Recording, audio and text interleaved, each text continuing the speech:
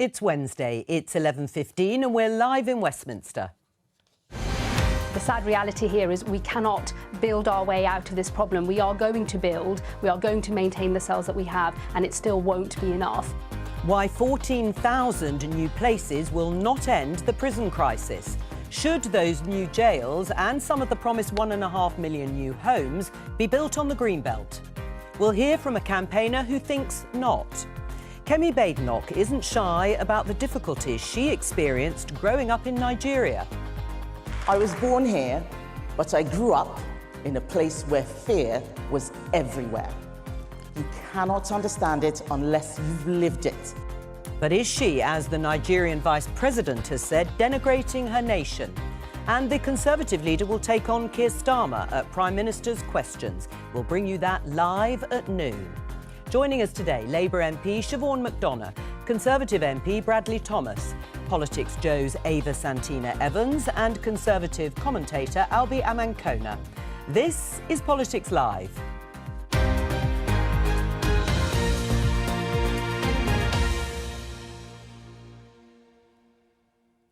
Let's start with this headline in The Guardian. Union anger over Labour government's insulting 2.8% public sector pay plan.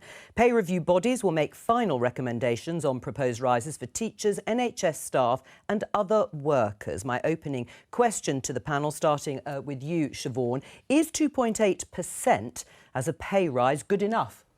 2.8 is the beginning, it's not the end of the process. So what we're actually going through is, you know, that rope of people arguing on both sides of it. As I understand it, 2.8 is what the government have submitted to the Pay Review Board, and now the unions, other groups will put in what they regard as fair, and the body itself will determine the suggested pay increase. So should the unions just threaten to strike and they'll get more? Well, no, because the argument is going to be had about what is affordable, what can be delivered, and things have to be considered in the round. Look, I went to the funeral of my history teacher last week, Mrs. Fowler. She changed my life. She made it possible for me to have the confidence to go to university. So if I had no restrictions, I would pay teachers a huge amount of money to do what they do because they transform lives. The balance is how much can the country afford and what is reasonable. And so we're in the mix of that discussion at the moment. Is 2.8% as a pay rise good enough for public sector workers like teachers? Well, everybody wants to see public sector workers get a pay rise. Siobhan is right in that this is the start of the process, but what the government have got to do is own the process. So we saw a few months ago that the government gave a 22% pay rise to junior doctors. That was 10 times the rate of inflation. It ended the strikes, though, didn't it? But in recent weeks, we've also seen the government make the prospect of strikes much easier because they've lowered the threshold with their employment bill. So Labour have got themselves into a real bind here where, you know, they've sort of announced 22% for doctors a few weeks ago, 2.8% is on the table here now. They've got to own the process, and they're actually making it much more difficult to get value for money for the taxpayer too. With the junior doctors, there were no productivity enhancements associated with that. Labour need to stand up, find the courage to stand up to the unions. What, a bit like the last Conservative government? And they didn't own the process at all. They didn't even give any recommendations. At least the government departments here have recommended this as a pay rise. The 5.5% awarded by this government was on the back of recommendations made. The reality is Labour are in government now. We are seeing them make choices that are getting themselves... So you want them to do something that the last Conservative government didn't do? Labour are in government. They have to own the process, and we saw a few weeks ago... we are owning the process, aren't we? We've made... the government has made its suggestion. The unions will make theirs. But we saw a few weeks ago... And the pay review body...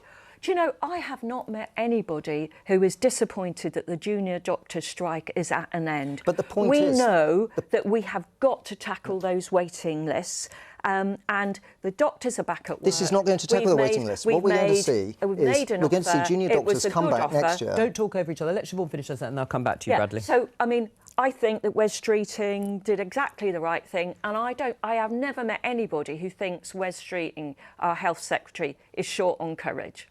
Look, on that courage point, Labour rolled over to the unions. 22%, no productivity enhancements. We will find next year that those who have already been emboldened will come back asking for more. And in this case here, Labour are making it much easier for public sector workers to strike without delivering value for money for the taxpayer. Nobody wants to see a pay rise denied to public sector workers, but we have to strike the right balance. And Labour have got themselves tied up in knots because they're in the pocket of the unions. Right. Well, do you think Bradley's got a point in terms of building a rod, I should say, for their own backs with that 5.5% pay rise broadly for public sector workers and 22% for the junior doctors? Well, I do have to laugh when you talk about productivity enhancements because it's almost like you're talking about a machine rather than people. And just on your point there about the Employment Rights Bill making it easier for people to strike, that is actually not true. It just stripped back some of the more draconian legislation that the Conservatives added in during the last administration, which meant that we actually had trade union laws that were in line with Russia. That was how terrible it was. Look, the country wants to pay public sector workers. They want to see a wealth tax, and they would like to see that money go to people who are actually aiding the country growth. Most of the country. If I don't want to see a wealth tax. All right, well, you're the only one. I don't think I'm the only one. Overwhelmingly, the public poll very well when it comes to a wealth tax. Why on earth do big conglomerates like Amazon get away with paying very little tax, and then we're sitting here having a discussion about whether to pay workers 2% extra? But in the absence of that wealth tax, what would you do then with the pay rise? I mean, that's not even up for discussion. The wealth tax needs to be in, and you need to pay your workers. I mean, industrial action in the NHS is estimated to have cost taxpayers around £1.7 billion during 2023 and 2024. And some of the unions cited in response to this 2.8% prospect pay rise say it's an insult and won't cover the cost of living. I'll tell you who it is an insult to: private sector workers. As someone who works in the private sector, I find it utterly depressing that we're talking about pay rises that aren't linked to productivity increases, that aren't linked to targets being met, that aren't linked to the users of services being happy with their services, and that aren't linked to an overall improvement in the state. How can you sit here and say that we should be paying people more when public services have never been in a poorer state? As somebody who works in the private sector, if my day-to-day delivery was as bad as some of the services in the public sector, I wouldn't have the gall to ask for a pay rise. Albie, are you saying that nurses have stopped working over the past year, or is there a wider conversation here about how services haven't been funded properly and they're not able to deliver the care that they'd like to? We're not back at the productivity levels that we were pre-pandemic. Well, I tell you, whenever I sit on the picket line with any of those nurses, any of those doctors, they look tired, they look haggard, they cannot work anymore. What about this link to reform, Siobhan? That was the main criticism, giving money. In fact, Keir Starmer said no more money without reform. Well, in fact, that didn't happen. There's a lot more money, certainly for the NHS, before reform. What do you say in response to that? Well, the government is currently considering a 10-year reform programme of the NHS. The main drift of it is it's not new stuff, it's stuff that we've tried to tackle before, which is getting services out of hospital and into the community, looking at social care. But everybody is absolutely right. Unless we change the way we do things, not only is it going to be a productivity issue, it's going to be the issue about the quality of service. Nobody who goes into A&E, certainly in London, which is where my experience of an evening, and sees the queue of elderly people there, distressed, needing care, thinks the way it's happening at the moment is right. We need change, and we need to pay people the right money for the job. Does that reassure you? Not really, because the Conservatives spoke a good game about that. Now Labour's talking a good game about doing that. I just think if we look at public service delivery over the last 30 years, which is the span of my lifetime, we've seen taxes go up and public services go down. But who was that under? That was under the Conservatives, and it was Labour. also during a period. It was years. also during a period of austerity. Before the programme, we were talking about what was the difference, feeling with this Labour government as opposed to 97. And can I just say, Labour in 1997, over that period, transformed the NHS. 18 weeks from diagnosis to treatment, 4-hour waits in A&E. How did you do that in part? You put up income tax at one point, and yet you ruled that out in the manifesto in the same way that the Tories did during their manifesto. We did that through a reforming health secretary who brought in targets. So if doctors had waiting lists of over 6 months, people would be treated somewhere else in the NHS. We brought waiting lists down and we took some of the pressure off. Right. But those reforms couldn't be sustained over 14 years of a Conservative government, and things have gone back to where they were pre-97. Bradley? Well, in the summer, when this government was elected, they inherited a pretty decent economic wow. No, they did. No, they did. No, they did. But literally, allow me it to had make the just point. improved in the sort of previous 6-9 months. Allow me to make the point, right? The economy was growing, inflation was down. But not per capita. We had just come through the pandemic, which saw £400 billion of borrowing to prevent complete economic devastation only a few years ago. What we've seen since July is a government take decision after decision that is not politically astute, slashing winter fuel, £40 billion of additional tax borrowing, and they talk about. Do you think anyone actually buys this? I think Do you think anyone at home actually buys that the economy grew and that Labour inherited a great economy? What the public are buying is that they can see through the deceit. You know, Labour promised they would not put up taxes. They have. They're not prepared to reform public services because there is no political will. Goes into an A&E and sees what is going on there, knows that things have to change and know things have got really bad. If the unions don't sign up to that sort of reform package, should it be no to the pay rise? Well, I think at this stage it's got to be about negotiation, hasn't it? It's got to be about what is actually best for the NHS. And there's always an argument about targets, but I've never known anything other than a target that makes a difference. Well, let's talk about one part of the public sector that really has been struggling, because the Justice Secretary has today announced that the government is going to create 14,000 prison places by 2031. This, of course, follows the decision by Shabana Mahmood to release thousands of prisoners early to prevent the whole system being overwhelmed. Now, there is some money, £2.3 billion worth of funding over the next 2 years, and there's a plan to open 4 new prisons in the next 7 years. Will it be enough to solve the crisis ongoing in the long term? Let's have a listen to Shabana Mahmood. Even though we will be increasing supply, even though we are investing in maintenance so that we don't lose cells to dilapidation, on their own that won't be enough. What we've published is both the supply line that shows that going up, but also the demand line, which that is to say the demand for prison places, which is going up at a much higher rate. The sad reality here is we cannot build our way out of this problem. We are going to build, we are going to maintain the cells that we have, and it still won't be enough. Bradley, do you agree with that? I disagree. What we've seen this morning is the Justice Secretary touring media studios and effectively announcing funding that Conservatives had pledged, £2.3 billion. In the last few years, in the last few years, we've seen 2 new prisons open. There's another due to open next year as well. They were announced by Conservatives. What we've seen instead under this government are thousands of violent, in many cases, career criminals released onto the streets. Well, the government say that because there was a lack of capacity in the bursting point. Yeah, but you know what? I'm not Did you not release prisoners early as well, though? Was that not a Rishi Sunak I'm also not idea? going to apologise for Conservatives putting criminals in jail. OK, You know, we've seen Labour release criminals onto the street. They're popping champagne corks and saying that they are now converted Labour voters. And during the last 14 years, time after time, Labour refused to back tougher sentencing when they had the opportunity in Parliament. Well, there you go, Siobhan. Oh, this is just poor stuff, isn't it? I found an amazing figure when I was looking at, researching what I was going to say today or what I needed to know. And do you know, even 5 months in the Labour government, we've provided as many extra prison places as the Tories did in 14 years, 500.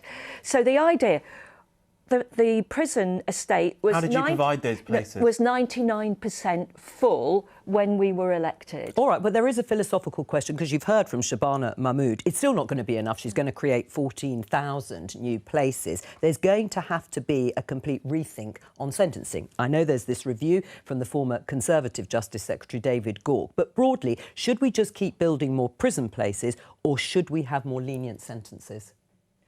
I think we have to do a combination of the two. It's a bit like the conversation about the NHS before, isn't it? About reform and about paying staff more. In the case of prisons, it's about we want our prisons to be effective. We don't want people going back to prison time and time again. Well, Bradley, you balked at that idea. So, I mean, surely prison has 2 purposes. For justice, so that people who act badly have a sentence and actually are held to account, and to try and make people into a situation where they don't commit crime again. So it has to be both. Yeah, I mean, I did balk at the idea of being more lenient on sentencing. We need to be tougher on crime. We've seen have more people going to prison. Yeah, well, if people are serious criminals, they need to go to prison. And Surely it depends what the crime But is. Siobhan, we've also heard the minister say that they believe 1/3 of people should not be in prison. This doesn't wash with the general public when career criminals are being released back onto the streets. Well, Ava? Well, I just think you're sort of speaking in the abstract, aren't you? Yeah. It's very easy to say we need to put more people in prison and we should have longer sentences. But actually, when you get down to it, if you've got people who are, say, career shoplifters, putting them away at the minute that they come out of prison and they reoffend, that's actually not good for society at large. And look, I was rather disappointed in this announcement this morning from the Justice Secretary because I thought that Labour had a real opportunity to spend some political capital. They've brought in James Timpson, who famously recruits people who've got spent convictions and he hires them. I thought they were going to come up with a more holistic approach to rehabilitate prisoners rather than just, you know, building new prisons, which is tired. Albie? Well, Labour doesn't have very much political capital to spend because they've got off to such an awful start. I mean, there are farmers protesting in London again today, so that might be the answer to your question about political capital. But coming to the prison question, I was reading some National Audit Office statistics that said that actually by the mid-2020s we needed 20,000 extra prison places. Now this Labour government is suggesting perhaps 14 or 15,000 by the beginning of the next decade. So the capacity that's being built isn't actually keeping up in line with demand. And the Conservatives changed the sentencing guidelines, which I thought was right, but then didn't plan adequately for capacity increases. What was that all about? How can you possibly say we're going to send more people to prison because that's what we believe, because we think punishment is a good thing, and then not build the prerequisite prison places to send those people who are being punished too? Isn't that exactly what William Hague, the former leader of the Conservative Party, said? The Conservatives want to send more people to prison, but they're not willing to build the places. I mean, that's a problem, isn't it? If you haven't got the capacity, but you still want to follow through on your crime and punishment agenda. Look, up until July, when this government was elected, you know, if there was a prison capacity issue, Conservatives still managed to balance this without. We managed to balance this without releasing thousands of criminals onto the streets. You didn't. Yes, we did. That's reality. You handed over prisons 99% full. In July, Siobhan, the Justice Secretary announced that thousands of criminals were being released onto our streets. What happened. Which is things that you were considering, but gratefully for you, the general election came before. I'm sorry, it had to be Siobhan. done. You have to own the reality of the decisions that the government. Well, may has I just taken. ask? So you accept that we do need to build more prisons, we need more prison space, and we need longer and tougher sentences, correct? Conservatives is have that said, correct? Though? No, but Labour should build. I'm Labour answering the question. Conservatives have said that if prisons are in our strategic national interest, then we support the building of them. Fantastic. And we support so will you now sentencing. pledge that you will have a prison in your constituency? Labour have to own the decisions that they're taking. It's a non-point. then where you Well, put it? just interestingly, the I have a public... prison in my constituency, by the way. And But you'll would make you have it another bigger. one? Well, we'll come on to the planning issue in just a moment. The thing is, the government is probably going to have to continue to release prisoners early, aren't they, Siobhan, because of the overcrowding. Whatever they do over the next few years, they'll probably have to do another early prisoner release. I don't know what the balance is, but that seems like. I mean, the public don't like that much, surprisingly, Ava. Ipsos survey published in October found over half of Britons opposed releasing certain prisoners early to alleviate overcrowding. But what's the alternative? Well, no, absolutely. And I thought that the way that Labour actually went about it when they did do the early release was poor. There were many people who weren't alerted to certain, domestic abuse victims or survivors who had their partners out on the town and they didn't know about it. It was rushed through and it was pushed through. However, there are many crimes where people don't necessarily need to be in prison and they need to be rehabilitated. Do you agree with that shoplifting, for example, perhaps should not be a prison offence? I think it depends on the veracity of the shoplifting. You'll get lots of small businesses across the country talk about how the scourge of shoplifting has such an impact on our bottom line that they're having to raise prices for the consumers. I think it's all very fair and well to have a pop at the Conservatives for not building prisons. The Conservatives are no longer in government. I'm not happy about that. But the point is, the current plans that the Labour Party have do not build capacity in line with the demand of the prisoners that we're going to be sending there. What are we going to do about it? You said earlier on, Siobhan, you wanted more lenient sentences. Do you think the public will forgive you for that? No, what I want is a balance between making sure that the right people go to prison and actually having the places and having and doing something about trying to ensure that people do not are not released and just do the same crime. I mean, the shoplifting issue, shoplifting has become organised crime. It often isn't just the person who's a bit desperate and goes down and steals a few things. We can argue about whether that person should go to prison or not. It's actually organised crime, and it's actually stopped being policed. So I certainly know in the Co-op round the corner from me, there is repeated organised shoplifting every Sunday night when they get their delivery. And that we have to do something about. Bradley? Well, I'm concerned that the government are heading towards more lenient sentencing. Yesterday in the House of Commons, I asked the Justice Secretary if the government will commit not to increasing the prevalence of community sentences, many of which go wholly unserved, and I didn't get an answer on that. Right, Siobhan? Well, if it's the right person, I think community sentences can really work. But will there need to be a lot more investment in rehabilitation, having jobs ready for people to go to if they're released from prison, either early or not? Well, Ava was making the point about Mr Timpson, who's been appointed as a minister in the Department Yeah, of I think he Justice. says about a third of people shouldn't be in prison. Well, I mean, he's there and he's arguing the case, isn't he? All right. There's never one single answer sounds to quite these decisive. actually problems. Some of these community sentences, 30% of them are served doing online courses. I don't think many people in the public would think it is acceptable for a community sentence to be served with someone flicking through their smartphone doing some kind of training. Well, let me pick up on something. Community sentences, what they mean to me is people clearing the rubbish out of back alleys, of tidying up community areas, It's now online. of doing things that actually benefit the local area. And I can assure you, I know loads of community groups who would really benefit from those sorts of projects. All right, well, let's pick up on something Ava mentioned. This headline in the Daily Telegraph, Angela Rayner, the Housing Secretary, to force plans for new prisons on towns and villages. The MOJ, Ministry of Justice, will be able to bypass councils to build on Greenbelt under new laws to tackle jail overcrowding. Is that something you welcome, Bradley? We've said all along that if it's in our strategic national interest to build prisons, then we should build them, but they have to be in the right locations. We're seeing from the government that they are assaulting the Greenbelt because they've got a really overt political approach to planning reform. You know, we're seeing, my constituency is a great example, 89% Greenbelt, right? My housing allocation in Bromsgrove is up by 82%. In Birmingham, it's down by 20%. We're seeing the Labour Mayor of London fail to hit their housing target. Whether we're talking prisons or whether we're talking housing, the government are viewing this through a political lens. Siobhan, have a look at this headline. Angela Rayner to allow building on area, of area of Greenbelt bigger than Surrey. The Deputy Prime Minister will set out a planning framework that aims to release more land for house building. She will meet passionate opposition, won't she? Not from me, she won't. I think that's absolutely right. We have to decide whether we are really seriously going to build infrastructure, whether we're going to build houses. There are currently just under 160,000 children in temporary accommodation in this country. That means one child in every class in London is in temporary accommodation.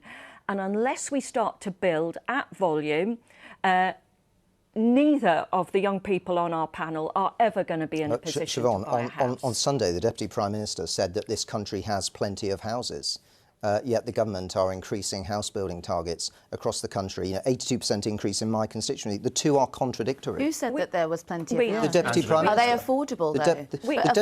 She said there are It's very she important, said there are isn't it? plenty of But houses. it's not true, is it, though, Bradley? That's the point. No one thinks there are enough houses in the country. If we actually look at some of the statistics that I've seen, there's a shortage of between 4 million and 4.3 million homes in the country. So Labour's target of 1.5 million in a parliament is welcome, but it doesn't actually really scratch the surface of what we need. I actually agree with this green belt, grey belt plan, but probably it needs to be double the size of Well, someone who doesn't agree with it is Richard Slater, who's in Macclesfield, and he's from the Save Macclesfield Green Belt campaign. Welcome to you. Richard, what's your concern? What's your concern about Angela Rayner's plan and building on the Green Belt? Well, at the moment, there's a million houses that have planning permission which are yet to be built. And here in Macclesfield, we've got developers who are trying to add additional sites to the local plan on Greenbelt land. And again, we've already got 2,445 houses with planning permission that aren't being built. We've also got a significant amount of properties on the local plan sites, which are 4-bedroom executive homes, which are at the moment unsold and staying empty. The government needs to look at a proper plan of building for first-time buyers, utilising things like units above shops and empty pubs and banks, and converting the town centre empty beds back into beds. People used to live above the shops, and that was what made the town centre. I think really what Mr. Rayner needs to do is actually get the million permissions already in situ used up before she starts carving up the greenbelt. All right, Siobhan? I think we need to do all the things that the gentleman has identified and more. The crisis is huge. I actually believe, though, there is probably enough land within 10 minutes walk of outer London train stations to build 1 million homes. And this land is not being used by anybody. You don't spend your Sundays there with your kids. It's just in an appalling condition. And we need the homes because we're paying in temporary accommodation. We're paying for the fact that these children aren't going to school. They're not being looked after. I've got a family with a man who has got dementia, who is in temporary accommodation, and we cannot get him a bathroom and a bedroom on the same floor. So he regularly spends his night falling down the stairs trying to get to the bathroom. His condition is worsening. It's going to be a problem for the health service, let alone the distress it causes to him. So anyone who opposes building on the Greenbelt should just be ignored. Pardon, say that? So anyone who opposes building on the Greenbelt should just be ignored because it's such a crisis? I don't think that anybody should be ignored in their view. I don't know the details of the Macclesfield case, but I do know in outer London there are swathes of land that are completely unused that people would love to live in. And should have the opportunity to do so. Well, Bradley mentioned that you said it had gone up 82%. In my constituency. Yeah, it's gone down in yours, and yet you're a passionate advocate, Siobhan, for building on the Green Belt or the Grey Belt, garage forecourts, whatever it is. Why has it gone down in your constituency by 3%? Would you advocate to have more homes built? Absolutely. Oh. You would? Yeah. Have you spoken to the Housing Secretary about that? We need more houses. We will build as many as we can. But there are areas where it's easier to build than more urban ones. I absolutely agree with the gentleman. Yes, Richard, yes, come back. About building above shops. But Joe, yeah, it's easier to build on the Greenbelt because it's cheaper for the developers to do that, and that's why the government wants to help the developers do that, is to build on the Greenbelt. But here in Macclesfield, we've had 2 high schools which have been demolished to build housing estates on. And now the council are bussing people out to Onslow to go to school. So the infrastructure needs to be started. The councils get the builders to put funds forward to bring the infrastructure together. Then the developers say, because they're building on bad land, so here at Macclesfield they're building on a peat bog. They've come back and said, well, we can't afford to build low-cost houses because of the land conditions. This is from a builder that's got 70 years. Well, let me put that to our other panellists. I mean, listening to that, Albie, demolishing 2 schools in order to build homes and then busing children to schools that are out of the area doesn't sound very sensible. No, it doesn't sound very sensible, but we've got to ask why schools are being demolished. And actually, in a lot of inner-city London boroughs, we're actually seeing schools closed down because people aren't having children. And a lot of people say the reason they're not able to have children is because they don't have a stable home environment, financial security, so they're not having children. Local schools aren't full, they're closing down and being bulldozed to build more houses. We've got ourselves into a real pickle with housing, planning and infrastructure policy in this country. We need a complete rethink. I think we need to really look at the Greenbelt. We need to be looking at things like gentle density in urban areas, 4 to 5 storey buildings, walkable communities. These are the kind of places people want to live. But it is going to involve, I'm afraid, ignoring some people who don't want to build on the Greenbelt, whether or not they're people on the left, whether or not they're people on the right. Sometimes we will just have to say we're building this in the national interest and you're going to have to put up with it. Well, Richard, do you accept that? You'll just have to be ignored. No, we're not. No, Joe, we're not building it in the national interest. We've got hundreds of thousands of buildings like old shops, banks, etc. in town centres that we've got living accommodation before. In the 30s, 40s and 50s, it was used as houses. What we're doing is the national interest. It's not the national interest, it's the national builders' interest. That's what the government is working to. It's That's in my the situation. interest. It's in my interest. It may not be in your interest, but it's certainly in my interest. And I will also say say can I there's just been I will. I'll let you come Just back. Hang Very on, quickly, Richard. I'll let this you come next back in a point. moment. There's been this policy that we've had since 1997 of not building enough homes at the same time as increasing immigration from the low hundreds of thousands to almost a million in the most recent immigration figures. And now we're wondering why we have a housing crisis. We've increased the population by millions and then not built houses at the same time. That's a plague on both Labour and the Tories' houses. Richard? But again, like the supermarkets, we're letting the biggest builders control the councils. So here in Cheshire East, the council roll over and do whatever the builders want to do. And actually, what the council should be saying is, yes, we've got sites, folks, so these brownfield sites, these are the ones you can use first because there's roads there, there's schools there, etc. And then, once those are used up, you can then start ploughing into the greenfield. But the only people that benefit from building on greenfields are the builders and their shareholders. Ava, That is a proven fact. Do you accept that? I just think that we always move the goalposts. So, when we talk about the green belt, I think, if we want more infrastructure, that's normally a reason why, people like Richard opposes these sort of things. But if you want to put a school on a greenbelt site, they'll find a reason why you can't put it there. They'll say there's protected newts or something like that, something ridiculous. One thing I would love to see from Labour, though, a big issue that we have, you'll have a brand new building created that's affordable homes. A landlord will be able to go in, purchase the entire building and then put it onto the rental market. There needs to be some kind of legislation that says when affordable homes are built, they must go to first-time buyers. Correct. Well, Correct. Oh, right. Well, Richard agrees with that. Yeah. I mean, I'd like to see affordable homes go to first-time buyers or people who can't buy their own home.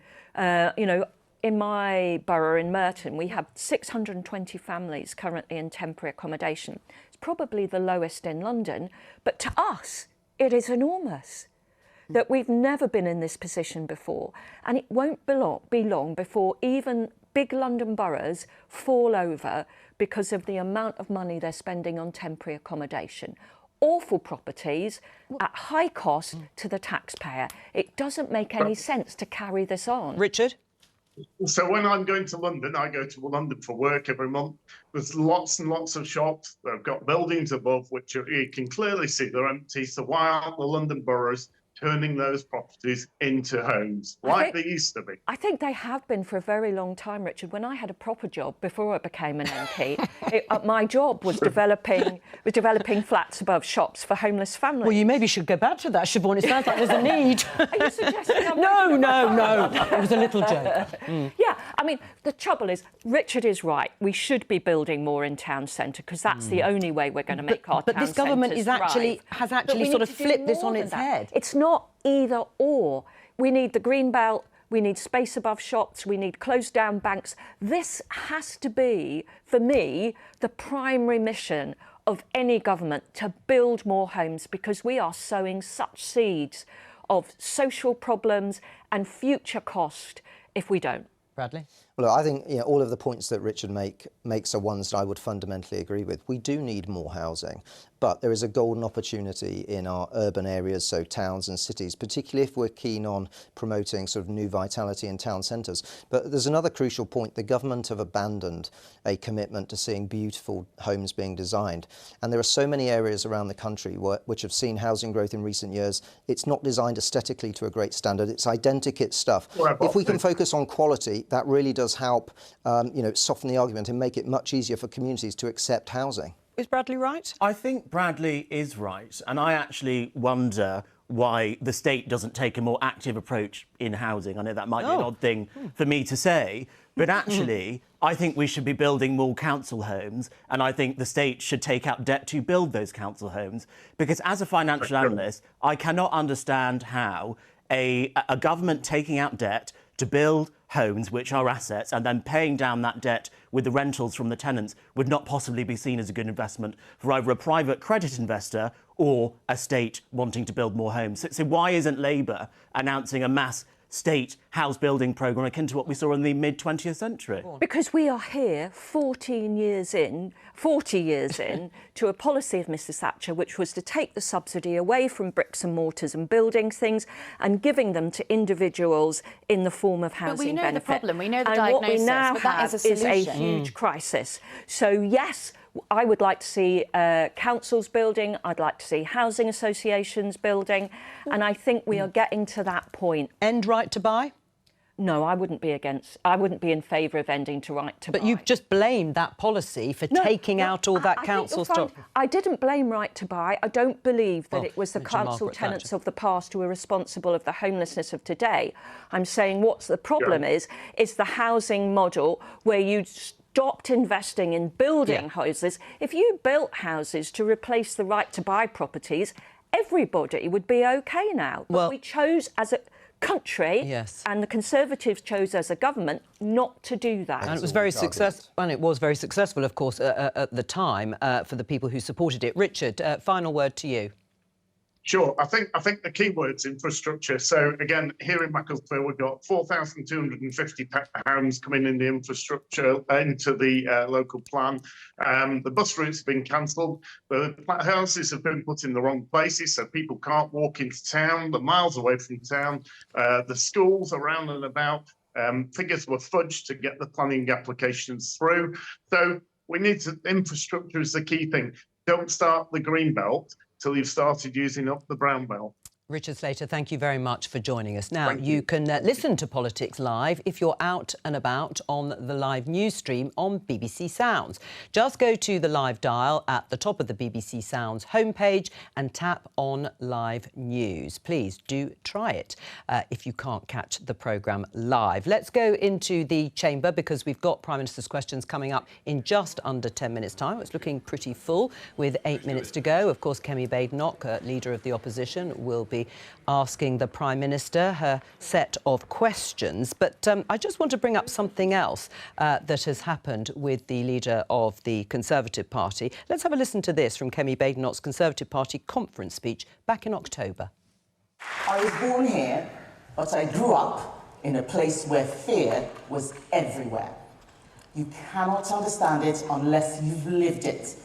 Triple checking that all the doors and windows are locked, waking up in the night at every sound, listening as you hear your neighbours scream as they are being burgled and beaten, and wondering if your home will be next. Kemi Badenoch, of course, grew up in Nigeria. She's criticised her experiences there or what happened to her in the country a few times. But now Nigeria has hit back in the form of the Vice President. Let's have a look at the Financial Times headline. Nigeria's Vice President launches attack on Tory leader Kemi Badenoch. Kashim Shettima's comments follow criticism by the Conservative leader of the country where she grew up. What do you make of this diplomatic row, if you like? It's not a very good look for Kemi Badenoch, I would say. But ultimately, when politicians make comments like this, it's always for their own political capital.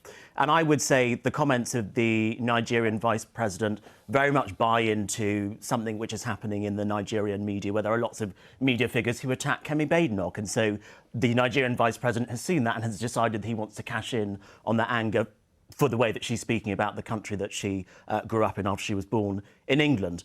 But at the same time, you never saw Priti Patel or Rishi Sunak talk about India in the way that Kemi Badenoch talks about Nigeria. And I would simply say, if you are a Brexiteer and you're saying we need to be expanding our global trade beyond the European Union, we want to be looking at emerging markets for growth, fastest growing markets, don't slag off one of the fastest growing economies in Africa with one of the youngest populations that you have a personal link to. I mean, the Nigerian Vice President told her to change her name. That's embarrassing. Imagine how her family must feel about that. So I think she just needs to be a little bit more careful with her language. I think she can make the points that she makes about growing up in Nigeria without upsetting one of the biggest economies in Africa at the same time.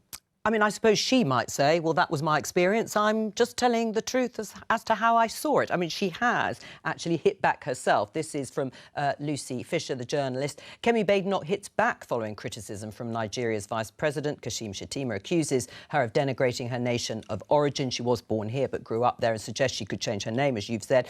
And her special advisor hits back. Kemi is not interested in doing Nigeria's PR. She is the leader of the opposition in the UK. But, Joe, I know people who lived in Nigeria in similar areas to Kemi Badenoch and went to similar schools to Kemi Badenoch who talk about a very different experience. I'm not saying those things did not happen to Kemi Badenoch, but the simple fact of the matter is there are other Nigerians, British Nigerians, even people within the Conservative Party who have said these things to me, who have been upset with her approach towards Nigeria. And I think she just needs to be careful not to be too critical, because you never saw British Indian senior Conservative politicians talking about India, similar countries, by the way, in that sort of way. You never heard Narendra Modi saying that about Priti Patel or Rishi Sunak. So why is the Vice President of Nigeria saying this about Kemi Badenoch? What do you make of this in terms of Kemi Badenoch?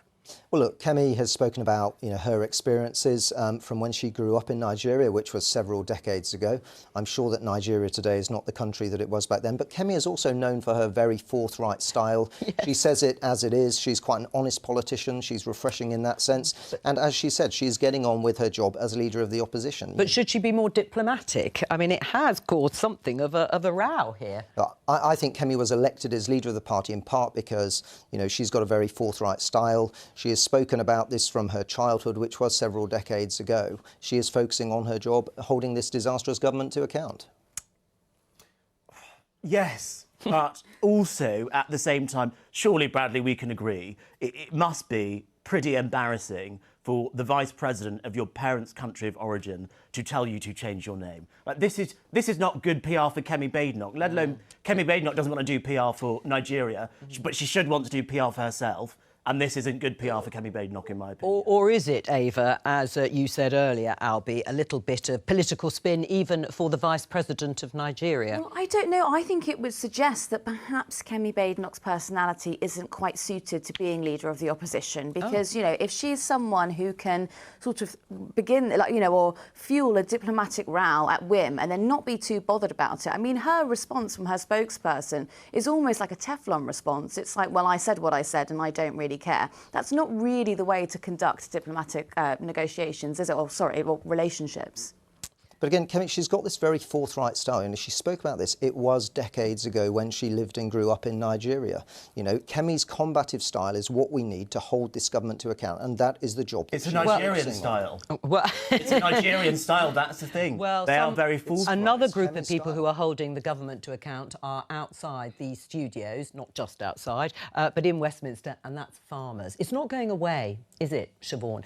We can see here the pictures, the second time in a matter of weeks that farmers have descended on Westminster calling for changes to the inheritance tax that were brought in terms of farm estates in the budget. Should there be a rethink? No, I don't think so. I don't think farmers, large farmers, should be exempt to inheritance tax because nobody else is. Yes, but are you sure it is only large farmers? We've had big discussions about whether it is actually going to hit the more medium-sized and smaller family farm. Well, I think it's farms over 3 million, isn't it, if you have a married couple who owns 1.5 if you're single. 1.5 if you're single, 3 million if you're married. If you choose to pass on your farm 7 years prior to your death, then you escape inheritance. Well, so tax. should farmers just get planning? I think the rules that exist for people who own their own homes should. It's perfectly fair for farmers to be in the same situation. But they're cash poor, so they're not earning a living in the way that Can I just tell you, a house is. I tell you, I come from a country or my family come from a country where there are lots of farmers. Quite hard to find a poor farmer. I mean, look, I think Siobhan's comments are frankly insulting to the whole of the farming community, and the government talk about food security being national security. We've seen that the government haven't even been able to internally agree on what the figures are. The Treasury is very different to DEFRA. This is not going away because this is an attack on anyone who owns property.